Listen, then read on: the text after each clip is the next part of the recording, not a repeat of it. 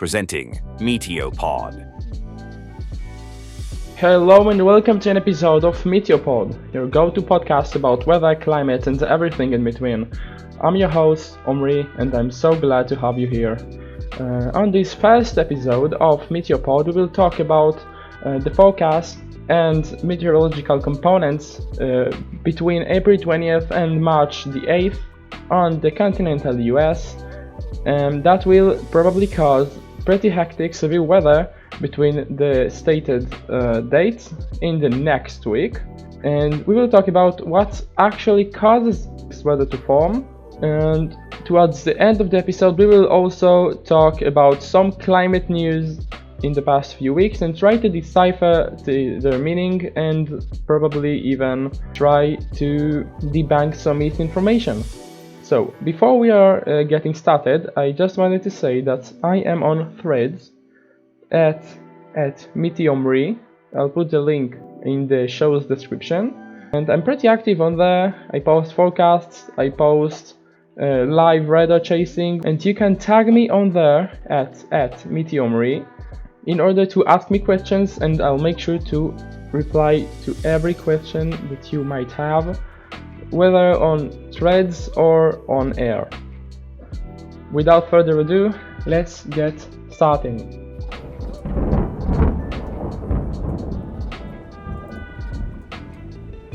For today's episode, I've gathered a lot of info from a fairly hefty amount of sources, including the Storm Prediction Center, the Climate Prediction Center, so we could dive and delve into the details and explain what's going on in our atmosphere.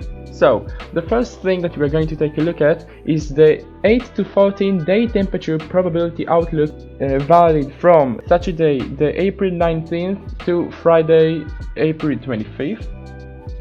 And what we're seeing here is a large area spanning from central and northern Texas all the way up to the Great Plains of very hot weather, very hot climate. Now, why is this important? Because when we meteorologists look at a piece of information like this, a lot of thoughts can come to head, like drought possibly, or a heat wave, but there's something very specific about this kind of formation, where it is very hot in the central continental US, but also a tad cold towards the western coasts in Washington and Seattle and this area. How can it help us predict a storm or a strong severe weather outbreak when it happens? So, from the end of April the 20th to the start of May the 4th, a significant weather system is forecasted to form due to high temperature anomaly, forming a low barometric mesocyclone starting from, as I said, central and northern Texas and the Great Plains. It is likely to move eastwards towards Louisiana, Arkansas, Tennessee, and Kentucky. Let's talk about mesocyclones for a minute or two. Mesocyclones are a rotating mass of air, a huge mass of air that's rotating due to a low barometric pressure area. These low barometric pressure area tends to suck air from all of the surrounding areas into them, which is why they form these strong storms that we are seeing, especially on the spring. Why is this important to note?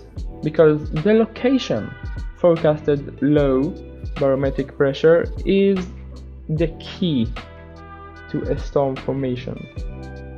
In this specific case, we see a low barometric pressure mesocyclone just between the Gulf of Mexico, which supplies humid air and warm air, Mexico, which has a lot of hot air to be sucked into this mesocyclone, and up towards Canada, cold air can even supply the storm with extensive cloud formation, because clouds need humidity and cold air in the upper atmosphere to form, and hot air to make this storm rotate.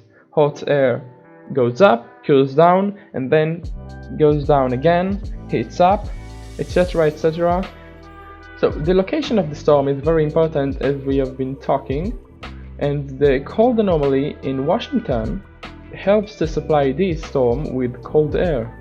Low temperatures at Washington will likely form a high barometric anticyclone. Low air with low temperature tends to cool down and go towards the surface. This is a high barometric pressure, and it rotates the opposite direction from a mesocyclone, which is a low barometric pressure. It is driving colder air towards the presumed low pressure created by the strong heat area.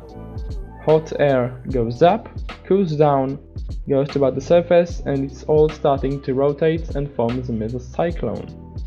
Humid air is likely to get drafted along from the Gulf of Mexico due to the relatively calm weather in the last week or so, adding to the volatility of the system. The last week has really been, well, relatively calm. You know, the last month has been an absolute hectic month of a weather outbreak after a weather outbreak, but the last week we have only, and I say only, instances of slight risk, marginal risk, general thunderstorm risk. This is not the case. Okay, it will be a whole new weather outbreak, probably potentially a multi-day weather outbreak, but we'll talk about it in the next couple of minutes. For now, let's zoom out of this severe weather and let's see what else could happen in light of these temperature changes. Winter conditions are probable in Idaho, Montana, Wisconsin, Minnesota, and North Dakota due to the high pressure area bringing colder air from Canada from the north downwards, potentially moving east. How does the high pressure area bring cooler air towards the surface? Let's talk a little bit about the physics of high and low barometric pressure areas. They are measured at the surface level, like 2 meters, 10 meters above surface level. It is very low. And for air to be dense at surface level, which means there is a high barometric pressure in the area, it needs to fall, from the sky. It needs to be very cold and harder towards the ground, where it crushes the air and forms a high pressure area. When the weather is cold, there is an increased likelihood for the formation of high barometric pressure area and an anticyclone. The opposite happens for a low barometric pressure area, where hot air rises up and it rises with humidity, and that helps condensate the air into clouds and, well, potentially form a storm cloud and a severe weather system. And because the hot air is rising, there will be less air near the surface, and it will be called a low barometric pressure area. All of this info will be extensively viewed as the week goes on, and new data will be available to the SPC and CPC, but for now that's what we think will happen, the current system. So let's move on to the upcoming meteorological events with a bit more of a concrete evidence for the severe weather that's to come. So I'm looking right now at the week 3 accumulated supercell composite parameter, which combines all of the parameters of supercell formation, which will make formation of supercells common, and shows us on a map when and where it will all be taking place. So the time frame is, as I said, April 20th to May the 8th, the next week and the week after that. What we see here is very intriguing, I'll say. The accumulated supercell composite parameter model for the time frame between April 20th and May 8th only strengthens the forecast for a severe weather outbreak happening next week. There are major indications for supercell formation at Texas, Oklahoma, Kansas, Nebraska, etc., and large parts of the Great Plains. There are a lot of indications for an extraordinary supercell formation index. It is very, very high, for about a third of the continental US, from Mexico and Texas all the way to the Great Lakes, spanning across the Great Plains. The accumulated supercell composite parameter is skyrocketing at 30 out of 30. It is flashing red on the map. Take it into account. What we also see is isolated supercell thunderstorm formations in states such as New York, Massachusetts, Vermont, and Pennsylvania. This area on the map is a bit on the blue side. Yeah, it is not very active, it is only about 6 to 9 out of 30 on the supercell composite scale, but it is surrounded by an empty field, and in the middle there is a bit of an active pixel. For people living in this area, watch out into next week, watch out for the forecast, and just be vigilant, alright? We don't know yet how it will all play out. We gotta stay on our toes and update you whenever we can, which is where my Threads account comes into action, because I upload news about meteorological events and climate events in a great frequency. You could just jump on Threads and search for @Meteomri, Meteomri. Maybe you'll like the content. I'm just saying. I'm posting there quite a lot. Quite active. Moving on, for the Storm Prediction Center Outlook overview for the next 8 days, we kind of see a major shift. The SPC Outlook further intensifies the feeling of an impending storm. A slight risk for severe weather has been issued on April 15th in northeastern parts of the continental US, in states such as Ohio, Virginia, Kentucky, and Pennsylvania. And strong indications for widespread storms exist for day 5 and 6, with a 15% chance of severe weather. All of this talking we've done, all of this yappering we've done about a mesocyclone, hotter than normal climate, composite supercell, accumulated meter and index, and all of that comes into account in the Storm Prediction Center Outlook.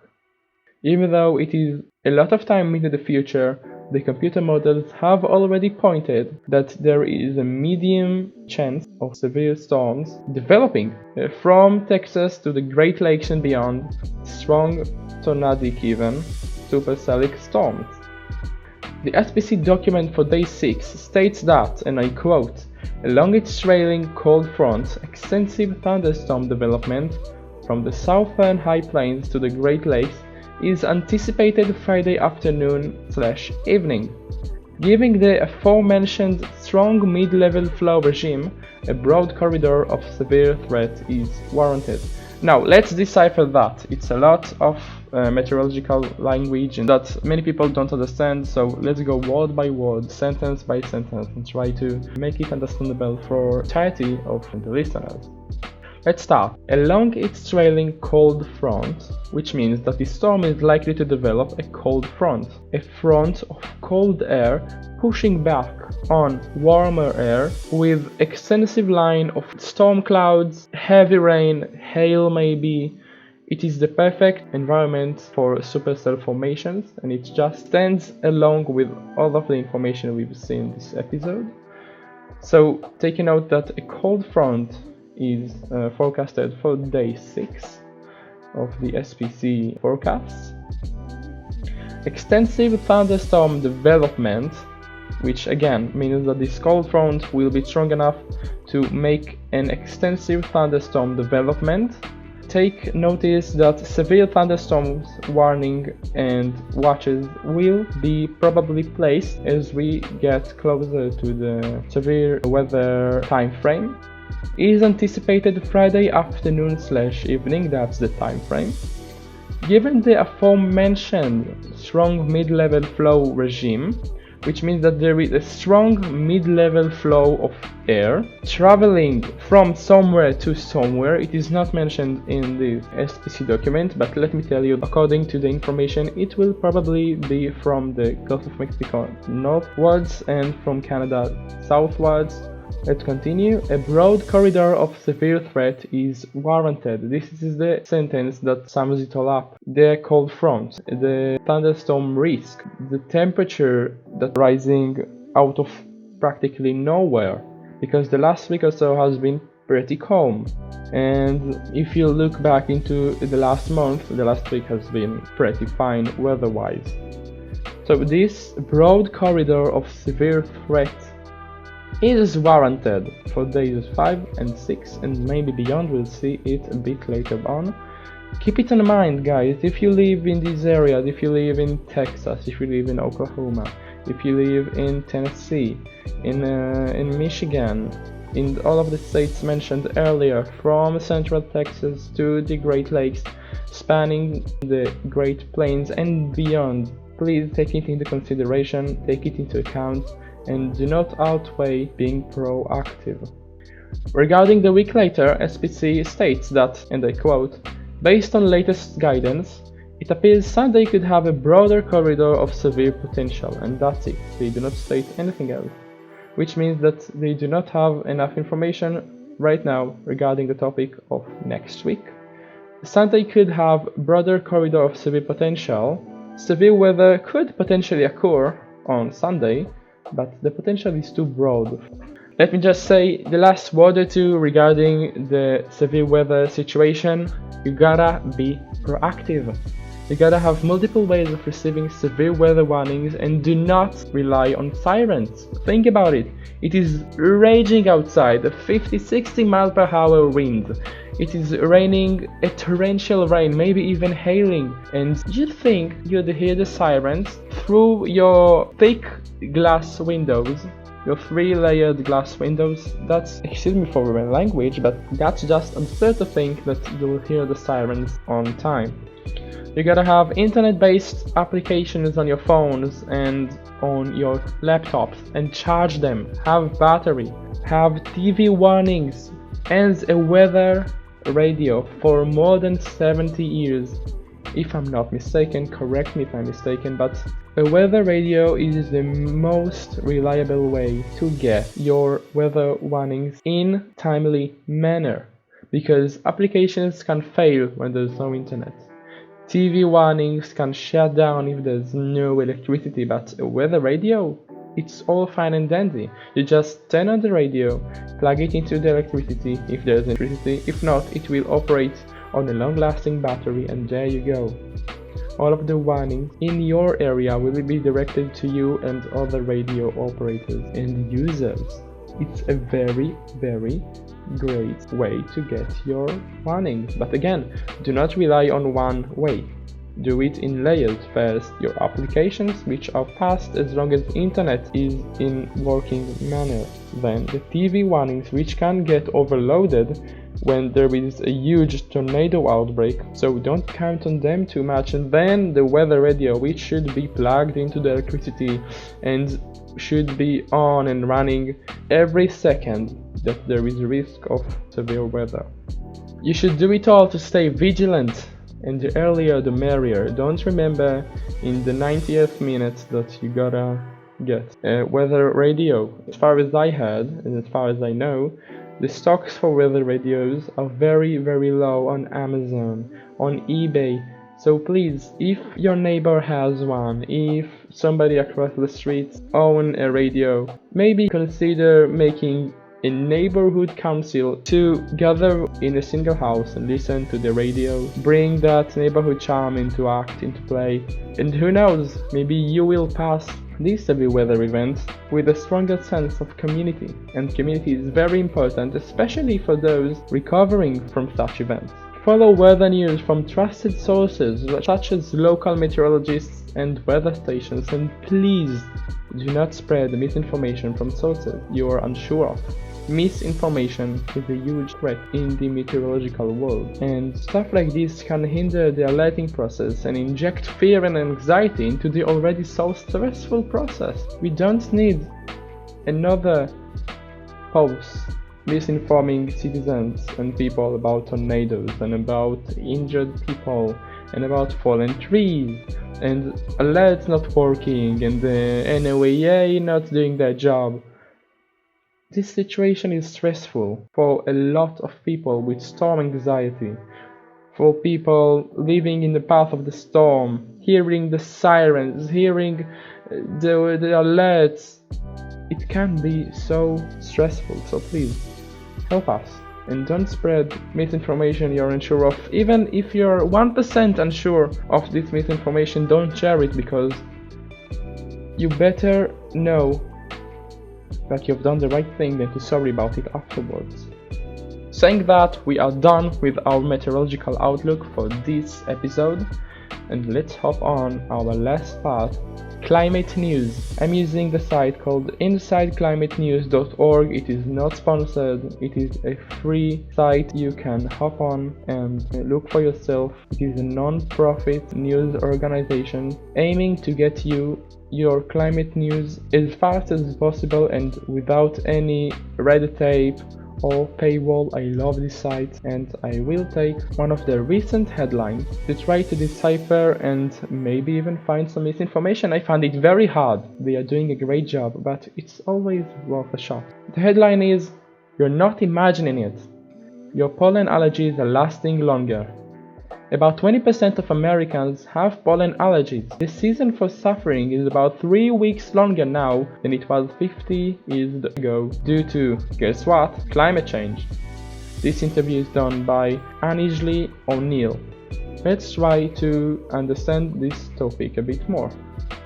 Because of global warming, temperatures have risen as compared to pre-industrial times, and in 2025 it has reached a point of 1.5 degrees Celsius warmer, which is a lot. Don't be mistaken about this seemingly very low temperature rise when you have a fever, and instead of 37 degrees Celsius, you're up to 38.5. You take a pill. Earth does not have a pill, okay? Keep that in mind. There's also been some changes in precipitation patterns, and these environmental changes have affected the pollen allergy season specifically. So they're stating here that because of the temperature rising, there have been changes in precipitation patterns, like places used to have more rain now have less, and vice versa. And these environmental changes have allegedly affected the pollen allergy season specifically. Let's see how they explain it. What the data shows is that the pollen allergy season on average in the United States is about 3 weeks longer now than it was 50 years ago. The reason for that is when we have warmer temperatures, the temperature is warming, the ground thaws earlier in the year. So it allows the trees to grow earlier, which makes absolute perfect sense. If the ground is not freezing, if the ground was still frozen in February and suddenly it is not, trees can grow much earlier on the year. If trees were growing in, let's say, April 50 years earlier, and now they're starting to grow at the end of January or the start of February, it would make absolute perfect sense for there to be much more trees, and therefore a larger count of pollen. In addition, the ground doesn't freeze as quickly in the fall, so the pollen lasts longer. So not only that there are more trees that grow earlier, the ground doesn't freeze as fast, so the trees last longer twice. First time they grow earlier, and the second they stay up until later on the year. The damage is doubled. With warmer weather, plants are blooming earlier. With an increase in atmospheric carbon dioxide level, prods plants to step up pollen production. Now, a little bit of a shout out for biology and photosynthesis. Plants produce their food, their sugar, through a process called photosynthesis, which takes carbon dioxide from the atmosphere and the sunlight and water and converts them to oxygen, which we breathe and they breathe, and sugar. Now, it is no secret that the carbon dioxide levels in the atmosphere have grew exponentially even in the past 50 years. So when there's more carbon dioxide in the atmosphere, there's more food for plants to create, because sunlight will always be here and all they need is water, which they might have, and more carbon dioxide. And it drives the photosynthesis process even faster, like it's overclocking the process. And if the plant have more energy than it needs, doesn't need this excess energy, it multiplicates. It creates more spores, which contains the allergens. Allergy season arrives earlier, ends later, and produces more pollen throughout. And I've seen the news. 14,800 of pollen levels is just crazy high, okay? It's basically shattered the last record of about 11,000 pollen index, so that's just huge. They also state when there's more pollen in the air, the symptoms themselves are likely to be more significant. Again, it makes perfect sense. If there are more pollen in the air for a larger span of the year, the symptoms will be felt in a larger manner. Think about noise pollution. If you live in a rural area, there will not be much noise pollution. A tractor here and there, maybe a horse. But if you have moved into an apartment near a busy highway, suddenly the noise pollution is skyrocketing because of all of the cars moving here and about on the highway. And then, not only there's a lot of traffic, a lane gets closed. There is a lot of traffic and now there's a jam and people start honking and the noise is just becoming unbearable, and that's what people that are allergic to pollen are experiencing in these very trying times. Let's talk about solutions. One way is to check the pollen's level, and on days where the pollen's level are really high, you should try to minimize the amount of outdoor exposure that you have as much as you can. You can also wear a mask when outdoors, because that will definitely help mitigate the amount of pollen that you're exposed to, which again makes sense. Wearing a mask covering your nose and your mouth, like you've done during the pandemic, will not only help you avoid the pollens that are going on and about in the air, it will also help you get used to doing it in the coming years, because as it is looking right now, the situation is not about to get better. You should also check the levels of pollen with your local meteorology center and plan your day accordingly, as much as you can. For example, tree pollen is extremely high in the mornings and the afternoon, so maybe going for a walk outside during these hours isn't the best move. Being proactive and vigilant is key, whether for severe weather or even pollen level. And with that, we are going to sum up our news article deciphering. I hope it was helpful, I hope you enjoyed, and that's actually a sign for me to end the podcast. So thank you everyone for listening and staying with me. It is the first of many episodes to come, and as time goes on, I will get better, and I will see you real soon. Goodbye.